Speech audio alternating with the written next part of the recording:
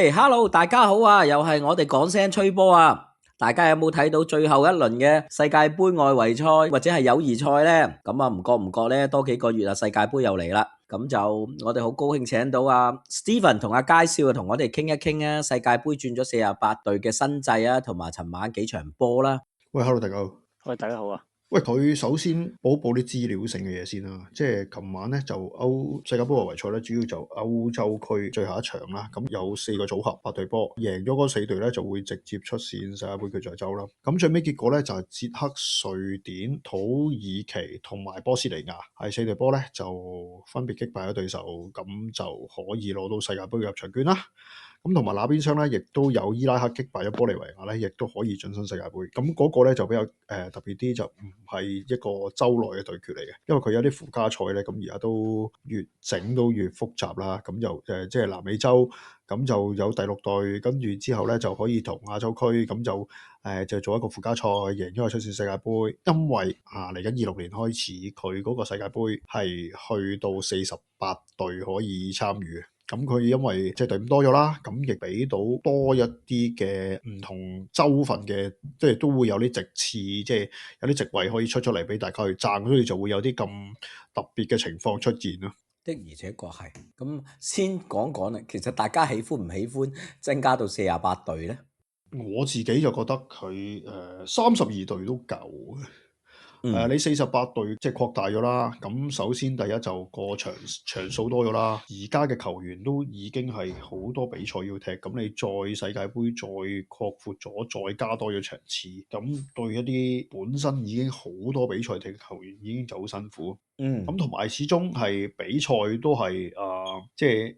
如果你話即係可能有啲新面孔，可能會即係會有啲新鮮感啦。咁但係其實那邊廂你都要確保佢哋係有足夠嘅質素去到參與，咁先至即係咁先個可觀性先強啊。因為你夾硬唔夠質素，因為席次多咗，咁你都即係夾硬嚟嘅，咁就變咗個可觀性就因加得減啊。我完全同意。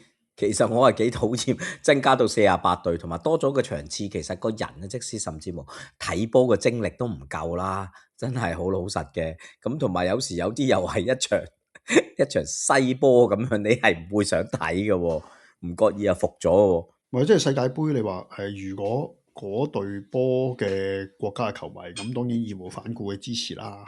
咁但係如果係自己隊波冇入圍，但係或者你作為一個中立球迷，咁你咁多場次，你唯一一個選擇咧就只可以揀波睇。係啦，你就好難去話係我真係睇晒咁樣。你唔就算唔翻工都咁話咧，你精神都有限度。係咁多場波，何況你唔好話揀睇晒直頭。我諗可能我係淘汰賽開始咧，先至會睇啊。係啊，喂，介紹點睇？淘汰賽咧都要揀嚟睇啊，因為而家有最佳第3名咧可以碌到入去嘅話咧，你係唔知咩事發生。係可以好悶嘅。因為我哋之前咪前都有講過，就係90年世界盃佢有24隊，咁跟住之後16強係有4隊最佳第3，咁嗰屆嘅世界盃咧係零舍悶嘅嗰啲分組賽，即係大家你眼望我眼咧，唔輸啦，咁啊揼住2分喺手，跟住之後睇下第3輪發生咩事啊，咁樣咧就你如果係咁樣嘅賽制就係好健康咯。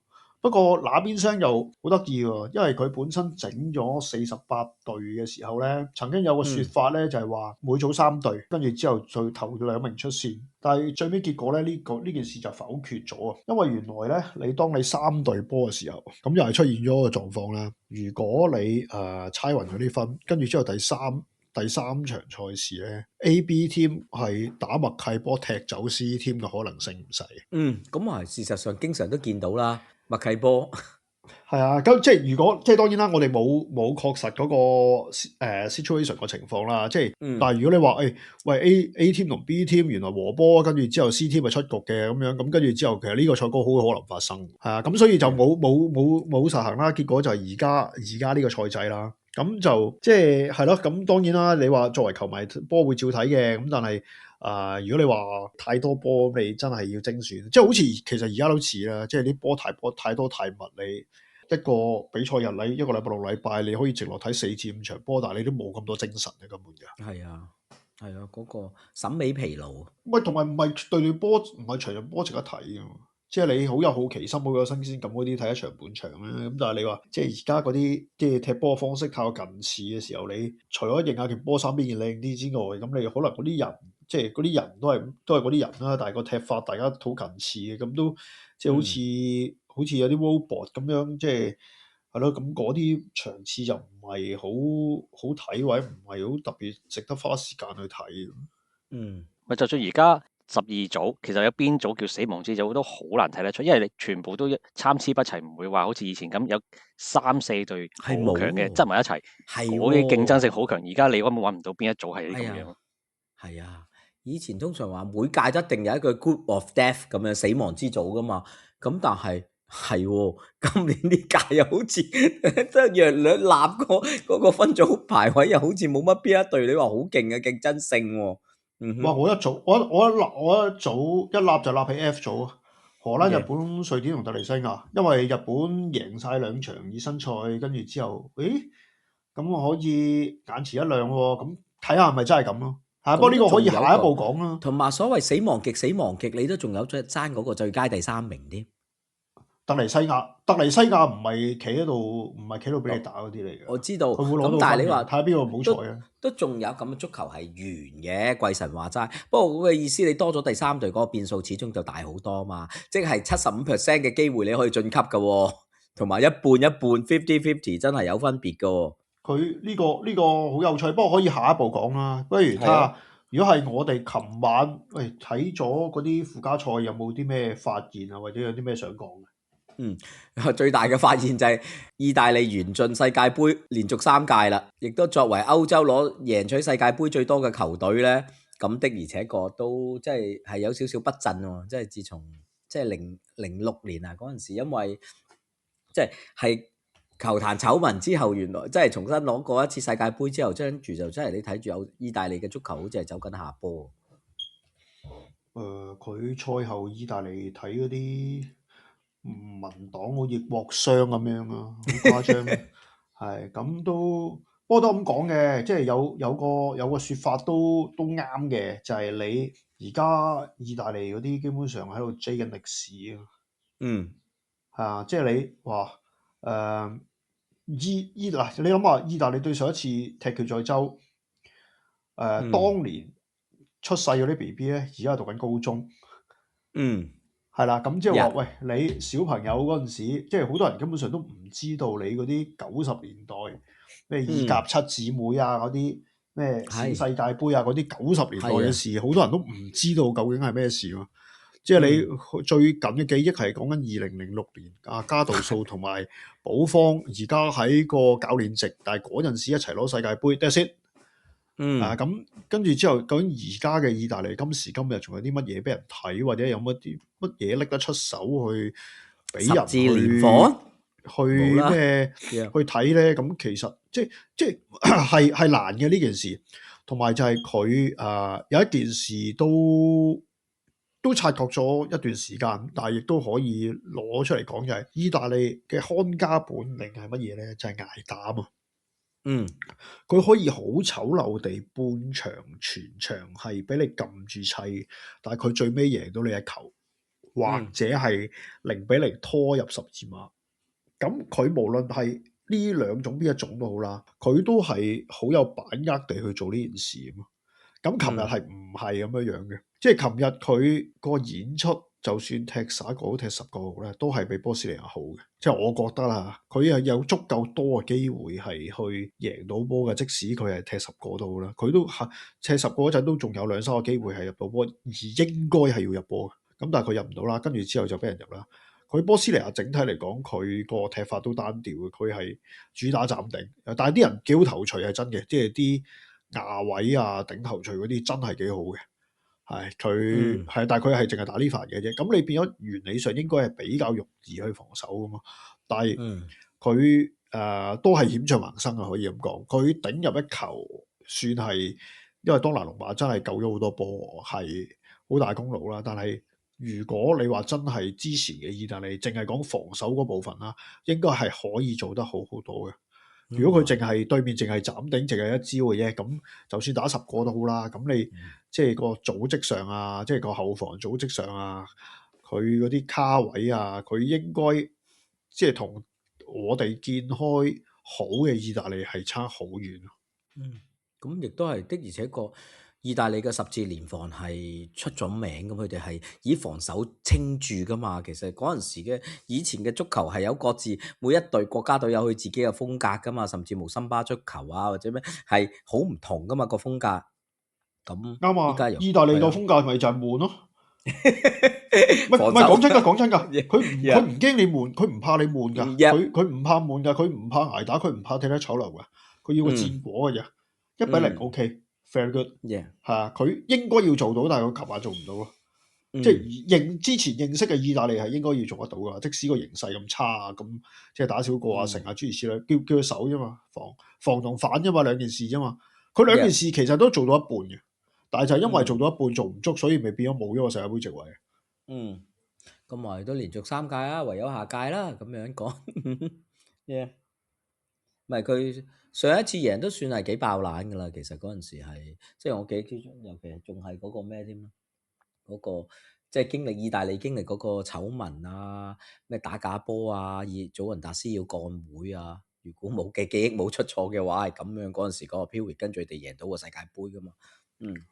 佢係而家意大利係間唔中都仲有啲幾好嘅球員可以出到嚟，但係佢個意甲嗰個聯賽好似慢慢係落後咗，比西甲同英超。一定西甲英超一定，甚至無德甲拜超都好似見到啲。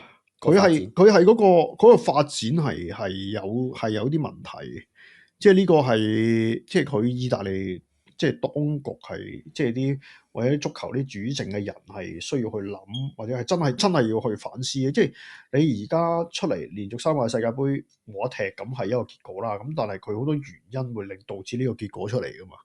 咁呢啲係佢哋呢啲關事嘅人應該要好好諗清楚，究竟係點樣樣啊？因為曾經德國都有試過係即係國家隊都係好不濟啊、好不振啊咁樣，但係佢係起得翻身。佢因為佢揾到個原因。跟住之後從個精訓去做起，跟住之後去改變呢件事。咁而家係即係叫做起得翻身啦。咁但係佢意大利係咪應該係時候都要諗一諗去做翻啲類似嘅嘢咧？咁又咁樣講喺呢方面，我覺得德國人可能會做得好啲。應該係日耳曼民族嗰個，佢其實去睇個嘢好精準同埋咩？你話有時有人喜歡德國啦，但係德國其實有時德國波都未必係即係嗰個響。可觀性其實未必係球迷嘅寵兒嚟噶嘛，係紀律係毫無疑問嘅，即係12碼幾乎唔會輸添嘅。好，呢個就之前嘅事啦，其實而家都變咗咯。呢樣都真係啊。喂，佳少除咗呢場意大利之外，有冇其他嗰啲場次你有睇到有啲咩想同大家分享？嗱，咁琴日另外3場歐洲區嘅附加賽咧，科索沃嗰場我冇睇啦，另外2場咧，競爭性應該就比意大利對波斯尼嗰場好嘅。咁但係主力咧，反而我係會睇咗英格蘭對日本嗰場嘅友誼賽嚟嘅。咁我又覺得咧，英格蘭其實佢踢出嚟咧，雖然控球時間好多，但係佢組織咧唔知踢緊啲咩嘅，成班都喺度。咁啊，更加喺日本靠住一個反擊喺啲罅位當中打穿咗英格蘭嘅後防線。由3尖分擺咗個波入籠之後咧，英格蘭更加係老鼠拉龜冇掟埋手咁樣啦，就唔知組織咗啲乜噶啦，同佢以前嗰個老毛病出翻嚟一模一樣。喂，佢杜曹好似唔係第一場係咁噶喎，佢之前連續幾場都係你揸住一堆好強嘅中前場球員，但係佢總係冇辦法執到個啱嘅陣出嚟。其實會唔會去翻嗰啲老問題咧？即係其實係，因為佢似係史高斯、謝拉特、林伯特擺埋一齊，跟住之後，但係最尾結果係唔兼容啊嘛。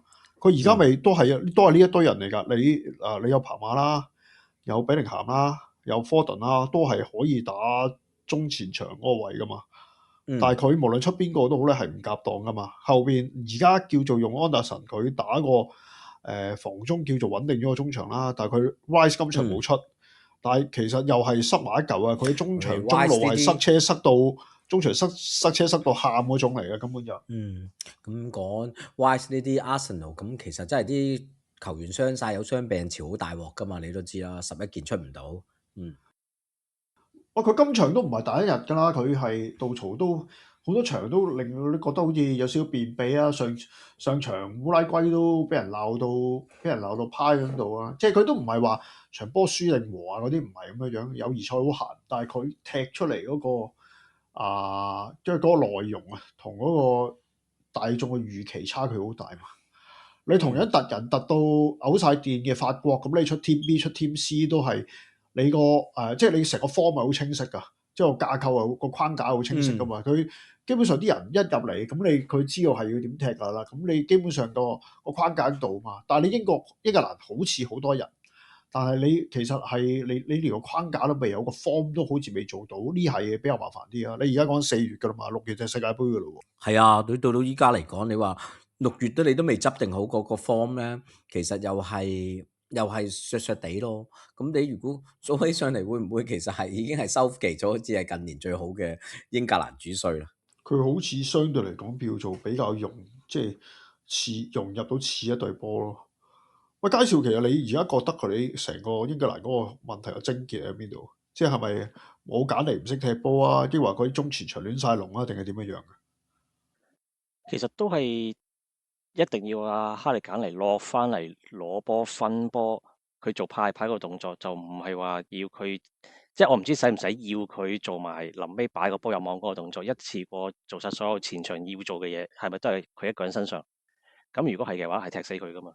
喂，咁即係喂，如果咁講喎，我忽發奇想啊，但係呢個冇見過啊。即係話咧，如果4-2-3-1啦，簡尼係踢3裏面最中間嗰個，跟住之後前面係蘇蘭基嘅，都唔出奇嘅。咁會唔會好啲咧？我唔知啊，好似未見過，我好似未見過杜曹咁出喎。但係呢個即係如果聽你咁講，可以係一個可行方案嚟嘅。可以係㗎，即係你右邊擺薩卡，左邊比寧咸咁樣幫手，即係起碼你擺出嚟個勢係控得到人先啦，人哋起碼有啲協你先啦。話你好過博擺科頓打正前鋒嘅，咁科頓根本上你連而家曼城都唔一定正選，亦都唔會係最前嗰個。咁你即係試陣還試陣啦，試陣又試咩都得嘅。咁但係你睇落係效果係唔好噶嘛，亦都即係諗一諗都覺得應該未必好噶嘛。科頓連有冇機會入選我都係一個疑問啊，因為你喺曼城根本連正即出都冇得出嘅話，你點解要入選國家隊先？係啊，同意啊。因為英格蘭其實好多人都係枕住都係正選，但係都入圍都冇機會入圍，即係而家呢隊國家隊未有機會入圍嘅。即係你一個後備球員，即係喺球隊即係球會裏面後備球員，但係後備入替又唔見得好有決定性、好關鍵性。咁你而家喺國家隊試兩場又唔得，咁做咩事要選你啊？個位置好矜貴噶嘛，你諗下第二啲長期枕住有一踢嗰啲好過啦。呢樣嘢係會比較擔心啲嘅，即係佢叫做，即係你見到好多隊國家隊啦，其實都已經係成咗型啊，基本上都已經係你大致上你知佢點踢，同埋係大致上都即係個框架已經擺咗喺度，咁只不過係啲人 fit 唔 fit in 嘅啫。咁你而家係連個框架都未有嘅話咧，基本上你係好多落後要追嘅。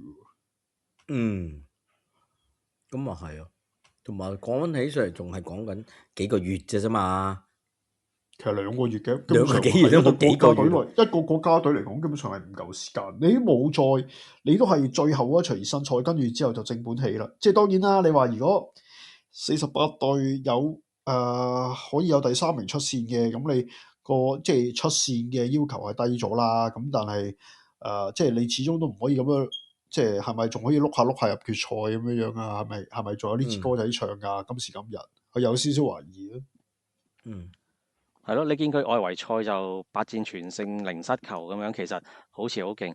咁你對住啲弱少少球隊，其實你要喺呢個世界盃分組賽呢度，你其實贏咗一隊已經有3分，就其實都一個幾穩陣嘅第3嚟嘅，所以入到32強就應該冇問題嘅。但係你再行遠咧，對翻啲真正有啲實力嘅球隊咧。呢個就見真章啦。係啊，所以佢而家玩到有少少似歐聯分組賽嘅，即係歐聯嗰個分組賽，你話8輪你頭8直接出線，同埋9至24附加賽要踢多2場，咁係咪分別好大咧？又未必真係好大嘅。你真係去到季後賽，即係而家有少少似 NBA 季後賽，咁你去到季後賽先見真章咯，另一個 stage 嘅嘢嚟咯。即係英格蘭似有少少係咁啊，但係唔知佢仲夠唔夠時間。你咁樣講，佢嗰個喺 group 裏面去係即係摸到第3咧 ，Panama 佢應該都有機會。即係如果睇起上嚟啦，加拿同埋 Croatia，你唔會話即係都唔係話好坐住喺度俾你食啦。但係佢要攞個第3蒙下幾唔好發揮到啲機會。喂，介紹我想問下，如果日本咧係咪可踢得好行雲流水，即係好順嘅隊波？其實我覺得佢唔算。佢就係俾咗好多機會入英格蘭去攞波，其實佢自己本身唔係話做咗好多攻勢出嚟嘅啫，只不過咁啱有一個攻勢喺上半場就領先咗，咁佢亦都唔需要話好急去做進攻啊嗰啲啦，咁但係佢有機會做到出嚟嗰個情況係比英格蘭仲多咯，行雲流水就未至於嘅。OK， 係因為我炒翻啲數據都幾得人驚，英格蘭喺場賽事裏邊咧有7成控球。咁 expected goal 係2.13，但係 big chance 係0喎。OK 嚇，total 19個 total shot 英格蘭，但係日本嘅 save 係3個。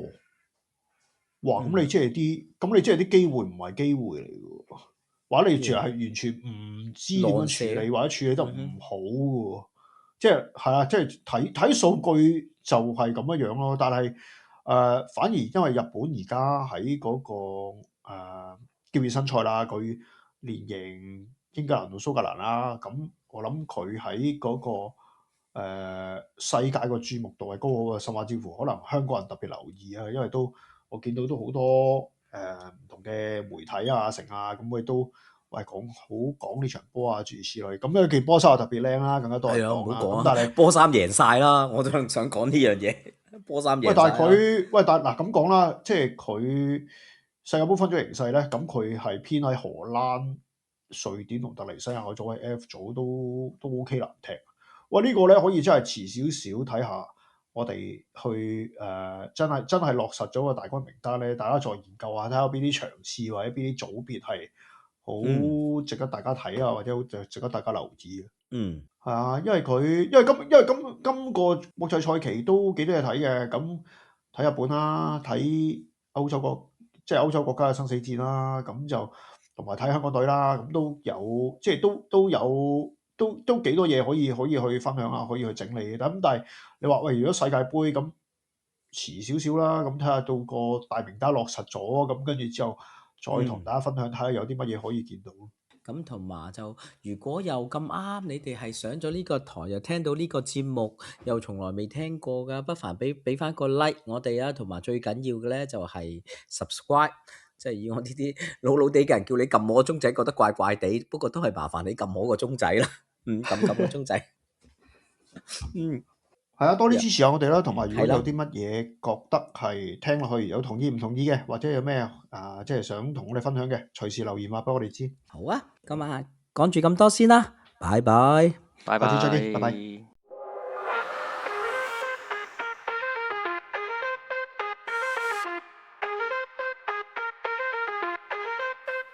同埋老友一齊睇波，阿叔傑仔嘉欣同埋光哥，啤酒薯片零食幾多先算多？1、2、3中場出雞開波，你話進傳及攻佢就留到甩波，你咪一支一咗，隨我唔像獨食我唔夠波，半控球取死頂單都窩你入咗，猛嘅三送七踢大髀，揸死分地乜唔到罰球又彈翻起，咁樣都唔罰球正你老味，小心角球轉彎。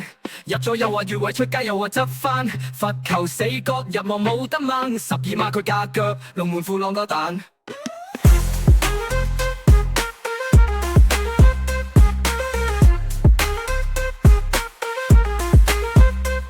小心角球轉彎，入咗又話越位出街又話執翻，罰球死角入網冇得掹，12碼佢架腳，龍門褲浪多蛋。